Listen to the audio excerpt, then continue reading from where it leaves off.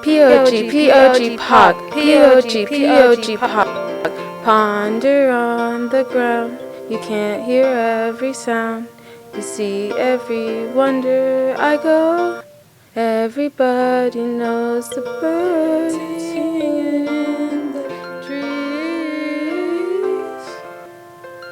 And the wind comes by with a gentle breeze. Everybody knows to be.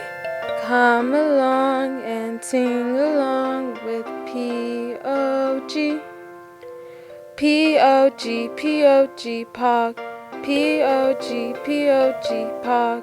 P-O-G, P-O-G, pog. Ponder on the ground, and you hear the sound. Pog! Hello, and welcome to Ponder on the Ground, where we dive deep into the wonders of nature around us. I'm your guide, Janet Ogungbuyi, and today we have a very special guest from the University of Science and Arts of Oklahoma, Evely Velos. Hi, I'm Evely Velos. Hi, I'm here with my very special guest, Evely Velos. So, Evely, tell us about yourself. What are your credentials for the University of Science and Arts of Oklahoma? Well, right now I'm just a student at the university, but I'm in my junior year studying pre-vet biology. Cool. Mm-hmm. And what do you want to do with that degree? I want to become a livestock vet, work with the FFA kids and ag people in general. And do you have experience with FFA and livestock and agriculture? Yeah, I I did FFA all through high school. I showed goats, chickens, pigs, and I helped everybody else with their projects. Did the speech contest for ag and everything too, and then I raised my own livestock to show. Wow. And we're in the Habitat Lab building as we speak. So how long have you worked at the Habitat? I've only been working here since the beginning of April, so only 5 months. Okay, and what is a habitat area for those who are watching and don't know? Well, the habitat area here at the school, we use it for classes, different classes will come out here and either do research projects, or the art students come out here and do their paintings or drawings or whatever it may be that they're doing. And it's just kind of our area for the university where students can come in and either work on their senior research projects or work on things in class or get just hands-on experience with field technician stuff and field techniques in general. Yes. As of lately, climate change has impacted our lives daily. How has drought impacted the habitat, Evely? So with the drought, obviously there's a lot less water coming into all the around the state, and it's going to affect not only the waterways, but it's going to affect all of the different plants. So the grasses are more likely to dry out earlier than they should, so that forces the herbivores like deer and bison and stuff to move more frequently than they probably would. And then with the water, the creek beds dry up, so certain fishes and stuff, they'll die out in those creek beds. But as the rain comes back, if it comes back, that'll obviously fill up those creeks and small waterways, and then they'll come back, but it's going to take a little while to reach what they once were at before the drought and before all the other droughts we've had before, because Oklahoma has been going through more droughts than normal. Wow, and why do you think that is? Definitely, probably partly due to climate change, might be due to agricultural practices like draining the water resources in the area, or just things like that. And do you think it's going to be so bad that we can get another Dust Bowl?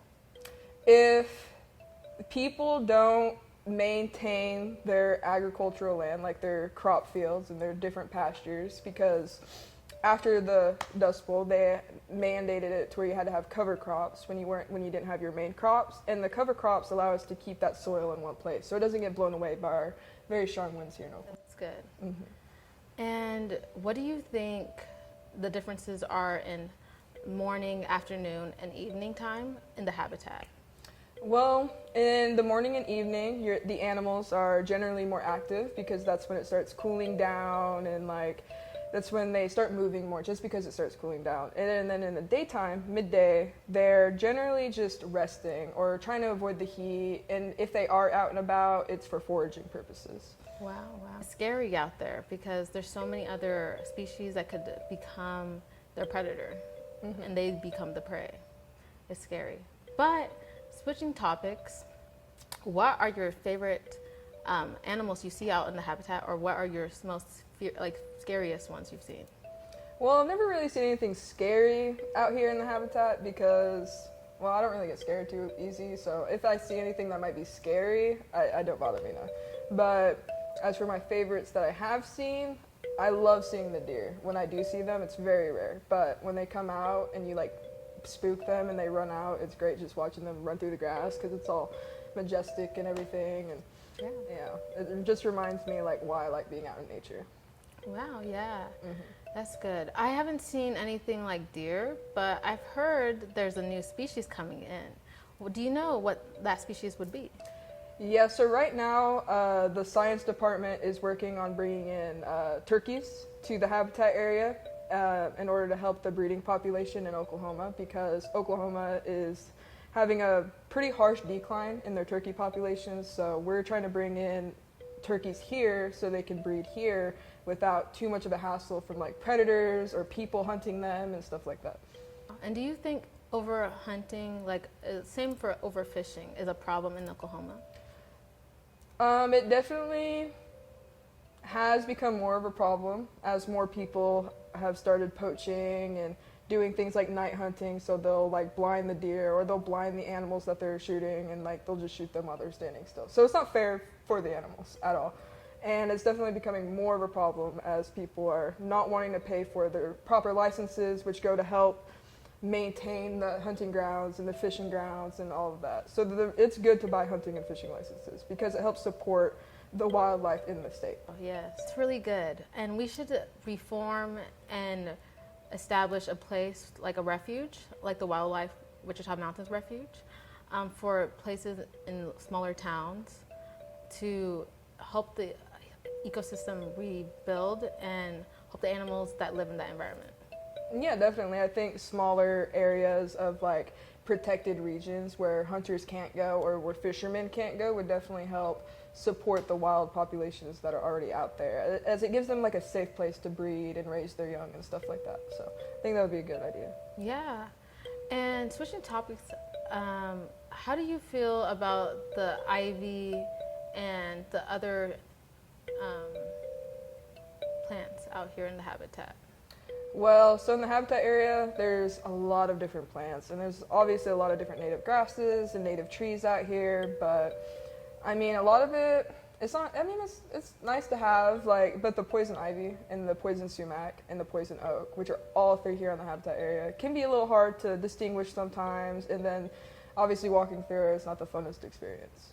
What's a good tailway sign to find out which one is which?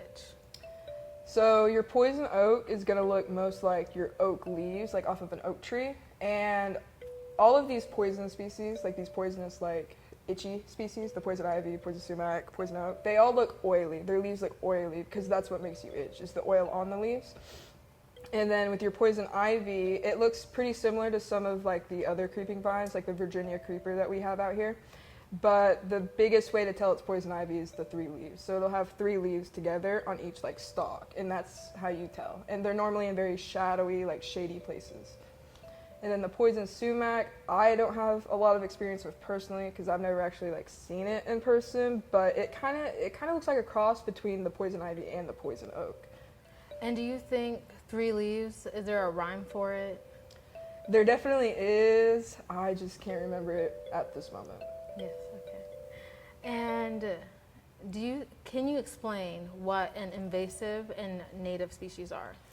Yes. So invasive species are organisms that come into an environment or a habitat, and they're very disruptive to that habitat. They cause a lot of harm for the native species that are there, so the species that are supposed to be there.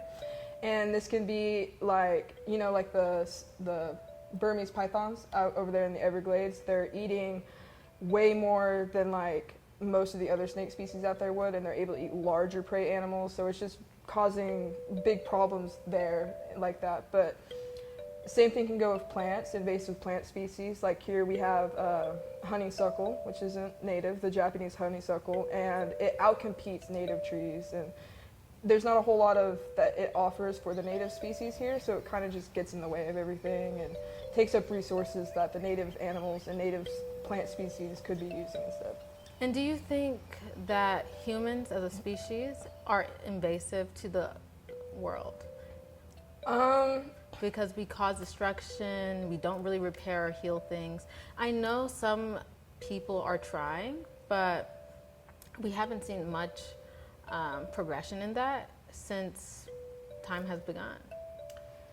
Yeah, so I definitely think that's like a tricky question because obviously people have been on the earth for a long time and they've been all over the earth for a long time. It's just with the coming of technology and the rapid growth of our world population and things like that, it definitely makes it seem like we're the invasive species. But I think if we, as a society, try harder to find ways to coexist with the animals and the plants and what we share our earth with, I think we wouldn't really be considered invasive species. Wow, yes. And if we discuss on how indigenous natives are trying to get their land back and produce a more healthier ecosystem, would that be more beneficial than us just cutting trees down for no reason?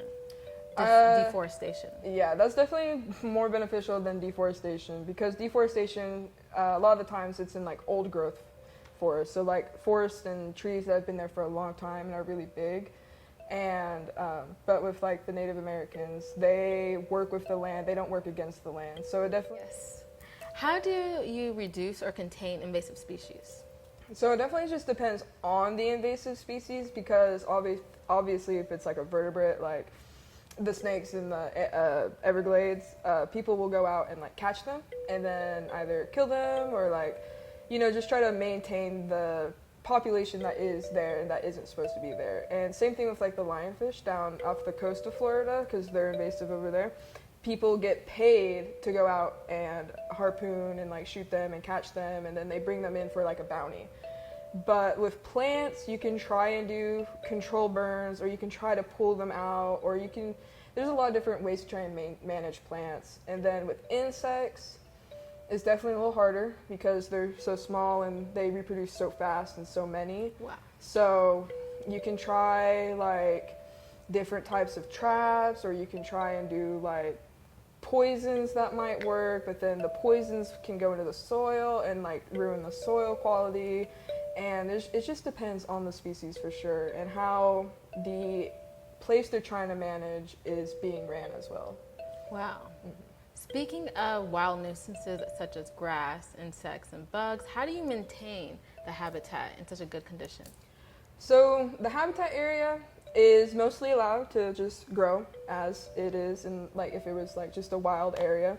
But the trails and the places where we normally are as like people or as a class or whatever, it gets mowed with a zero-turn lawnmower and a lot of just mowing and grass maintenance like that. Wow. Yeah, that's good. That's good. What did we learn today, Evely? Well, we learned about what a habitat is, habitat area, invasive species, native species. We learned a little bit about droughts and how they affect the environment, and just plants and the wildlife in general. Wow, so exciting. So exciting. Thank you again for coming. I'm so grateful you could make it on our show. First episode. I feel blessed. Thank you for having me. Yeah. Mm-hmm. Thanks for tuning in. Bye. P-O-G pop, P-O-G, P-O-G pop. Ponder on the ground. You can't hear every sound. You see every wonder I go. Everybody knows the birds singing in the trees, and the wind comes by with a gentle breeze. Everybody knows to be. Come along, sing along with P-O-G, P-O-G, P-O-G, Pog, P-O-G, P-O-G, Pog.